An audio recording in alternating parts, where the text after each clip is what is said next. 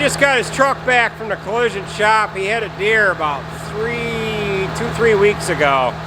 It went down the right-hand side of the truck, took the fender out, broke the passenger window, mirror, door, and it ended up going down the side of the truck. So he just got it back today. This is a 2018 one-ton Dodge with a Cummins diesel in it.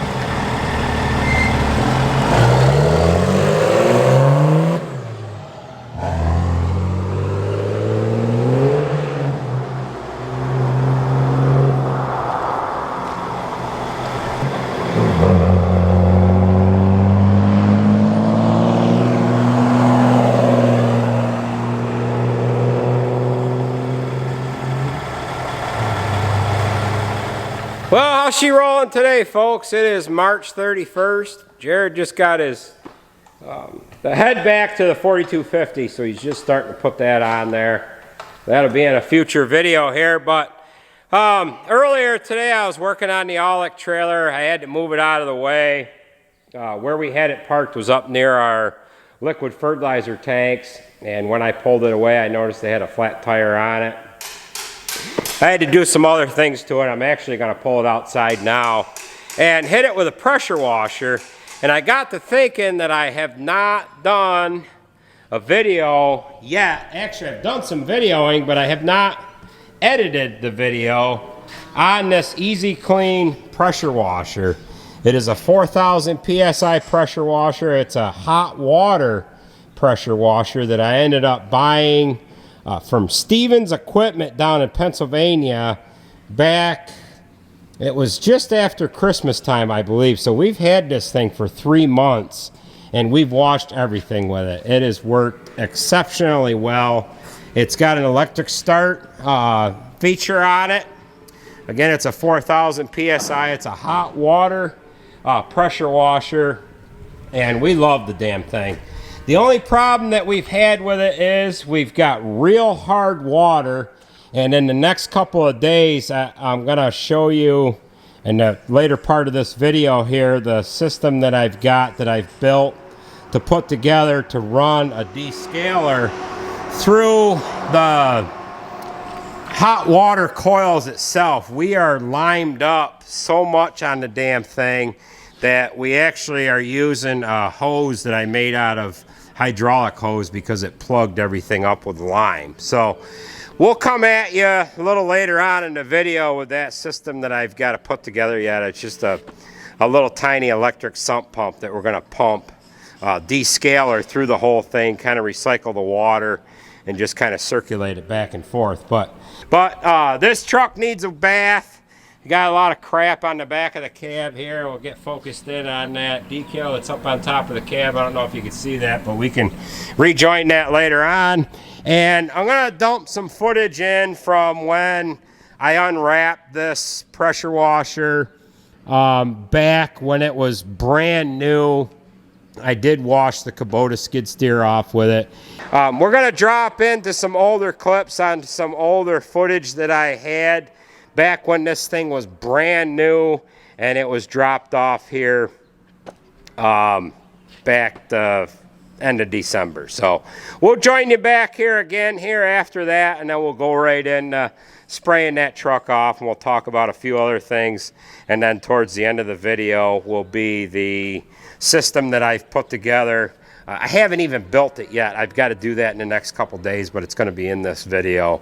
The system that we're going to recycle, recirculate some descaler through the unit to get rid of the lime buildup that is inside the heating coils on this unit here. I'm going to fire up the Easy Clean hot water pressure washer today. I ordered this a while ago. It came in a couple weeks ago, and we've just not had time to open it up and get it going here with all of what we had going on here recently. So we're gonna fire this up. This is a hot water pressure washer. I've always wanted one of these. I believe it's 4,000 PSI. It might even be 4,400.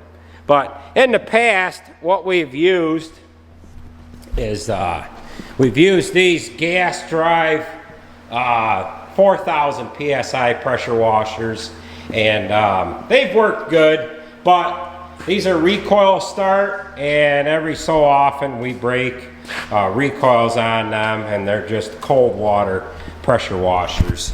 We're going to continue to use those, but we're going to use this for the jobs that require, you know, eating up a lot of grease and degreasing stuff like that. This one here is electric start, so we're kind of excited to use this thing because of not only it being hot water, but electric start. So let's get this unwrapped, get it opened up. I imagine I've got to run and get a battery for it. We'll get it full of gas and diesel fuel, and we'll get it working here.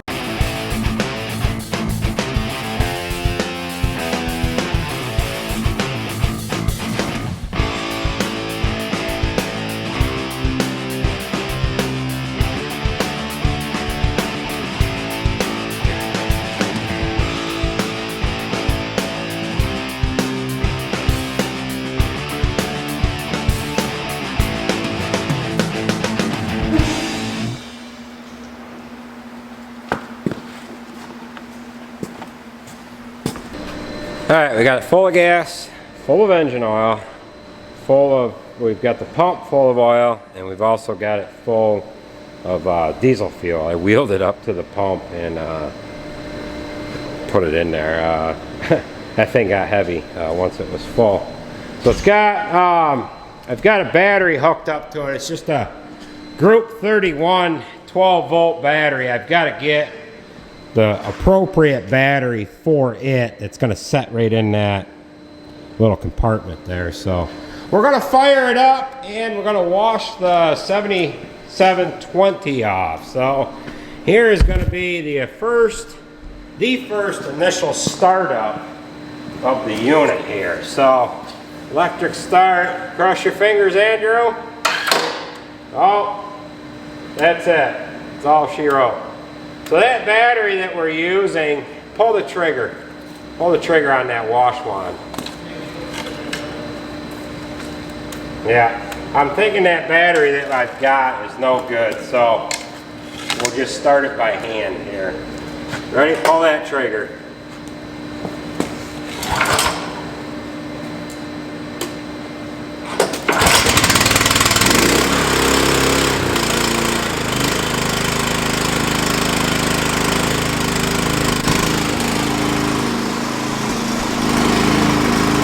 So that battery, we took it out of a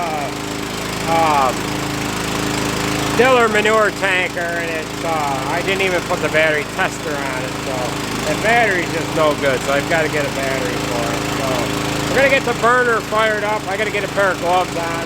We're going to leave it inside here. We're just going to open the door up, run the wand outside, and get it going. So we ended up getting a 12 volt battery down the Napa. I've got that in the pressure washer here. However, when I went to hit the key switch, I had nothing. I thought I had a bad starter solenoid. I was testing that. That seemed fine. However, I was not getting any power from the ignition wire. So then I thought I had a bad key switch, so I dug into that a little farther and ended up taking the back of the switch off.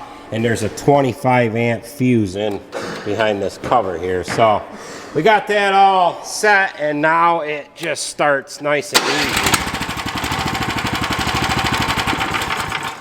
Look at that.